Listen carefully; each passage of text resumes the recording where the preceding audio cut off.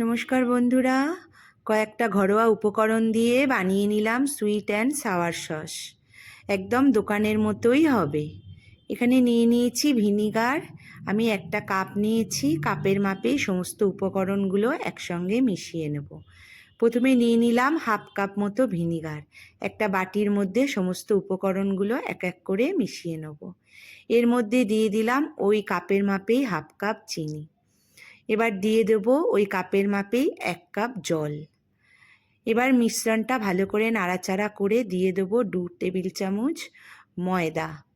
ময়দাটা দিয়ে এবার ওর মধ্যে দেব 2 টেবিল চামচ সোয়া সস আর দেব 4 টেবিল চামচ টমেটো সস।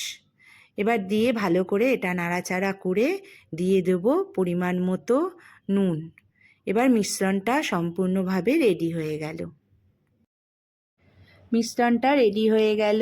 এদিকে মিডিয়াম গ্যাস করে এর মধ্যে বসিয়ে দিলাম একটা ফ্রাই প্যান। তার মধ্যে দিয়ে দিলাম মিশ্রণটা। এবার ভালো করে ফুটতে দিতে হবে আর মাঝে মাঝে একটুখানি করে নাড়াচাড়া করে দিতে হবে। ময়দাগুলো যে বাল্বগুলো রয়েছে এগুলোকে ভালো করে নাড়াচাড়া করে এর মধ্যে মিশিয়ে দিতে হবে। এটা ফুটতে শুরু করে দিয়েছে এবং আস্তে আস্তে দেখো ঘনও হয়ে আসছে। একটুখানি ঘন হয়ে গেলে এটা নামিয়ে নিতে হবে।